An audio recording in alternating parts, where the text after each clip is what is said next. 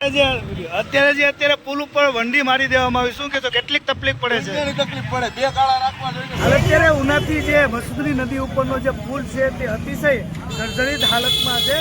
તે હાલ અત્યારે તંત્ર દ્વારા ભારે વાહનો અને મોટા વાહનોને અત્યારે બંધ કરવામાં આવ્યા હતા. તે પુલ ઉપરથી ન જઈ શકે તેવી સુવિધાઓ પણ બેરિકેડ લગાવવામાં આવ્યા હતા. ત્યારબાદ હાલ અત્યારે તંત્ર દ્વારા છે તે એ પુલની બંને બાજુ ઉના તરફ અને પુલની બંને બાજુ એક પથ્થરની દિવાલ કરી દેવામાં આવી છે. તેના કારણે લોકોને હાલ અત્યારે ઘણી જ હાલાકીનો સામનો કરવો પડે છે. ત્યારે હાલ અત્યારે આપ જોઈ રહ્યા છો તે રીતે આપ જોઈ રહ્યા છો પાછળની સાઈડ છે તે આખી પથ્થરથી એક દિવાલ કરી નાખવામાં આવી છે. અત્યારે અહીંથી ટુ વ્હીલ ચાલક જ ચાલી શકે તેવી જગ્યા રાખવામાં આવી છે. જે ટુ વ્હીલ ચાલકોને પણ હાલવામાં એકબીજાને અથડામણ થતી હોય છે એવા અનેક બનાવો પણ બને છે.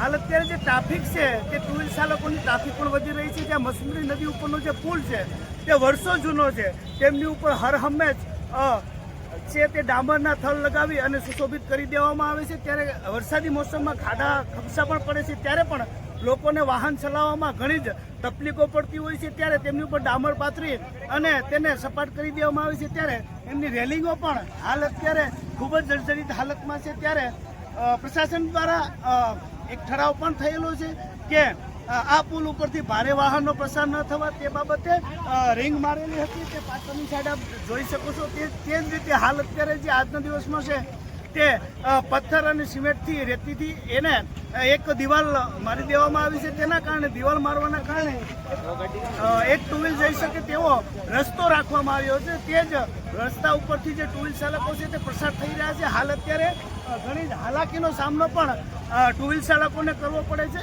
જે ટુ વ્હીલ ચાલકો છે જે પાછળના જે દ્રશ્યો છે તે જોઈ રહ્યા છો, લોકોની માંગ એવી છે કે કાં તો પુલને સાવ બંધ કરી દેવામાં આવે અથવા તેમાં કોઈ નાના મોટા વાહનોને ચલાવવામાં આવે, જેથી કરી અને આવી તકલીફો ના પડે.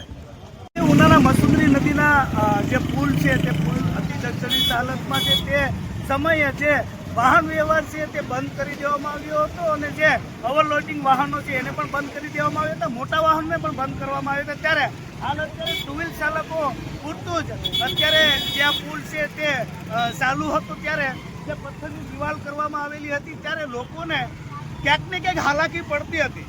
આ પુલના આ છેડે જ કોઈના ઘર આવેલા હોય છે, કોઈની વાડી પણ આવેલી હોય છે. તેને આમ ફરી અને 5 થી 10 કિલોમીટર ફરી અને આવવું પડતું હતું. ત્યારે અત્યારે લોકો દ્વારા ટુ વ્હીલ ચાલકોને વાહન વ્યવહાર ન અટકી શકે અને ટ્રાફિક ન સર્જાય તે માટે અત્યારે જે ત્યાં દિવાલ છે આપ જોઈ રહ્યા છો, ત્યાં દિવાલના અત્યારે બંને સાઈડ પબ્લિકે પોતાની જ રીતે પોતાનો નિર્ણય લીધો છે. શા માટે? કારણ કે એટલી ટ્રાફિક થઈ હતી, કલાક 2 કલાકથી ટ્રાફિક થઈ હતી. ટુ વ્હીલ ચાલકોને હર હંમેશ અહીંથી આજના દિવસમાં જ આ જે દિવાલના કારણે તકલીફ પડી રહી હતી. ત્યારે પબ્લિકને, લોકોને, અત્યારે તંત્રને કંઈ પડી નથી પબ્લિકની એવું અહીંયા સ્થળ ઉપર ગ્રાઉન્ડ ઝીરો ઉપર જણાતું હોય. ત્યારે પબ્લિકે જ પોતાના જે વાહન વ્યવહારને ચાલવવા માટે ટુ વ્હીલ ચાલકોનો જે અત્યારે હાલ જે ટ્રાફિક ન થાય એ માટે થાય અને બંને સાઈડ ખુલ્લી કરવામાં આવી છે. શા માટે? કે એક ઉના તરફથી આવતા વાહનો આ બાજુથી જશે અને આમ જે આવતા આ બાજુથી વાહન જશે એ રીતની સગવડતા પબ્લિકે પોતે જ ઊભી કરી છે.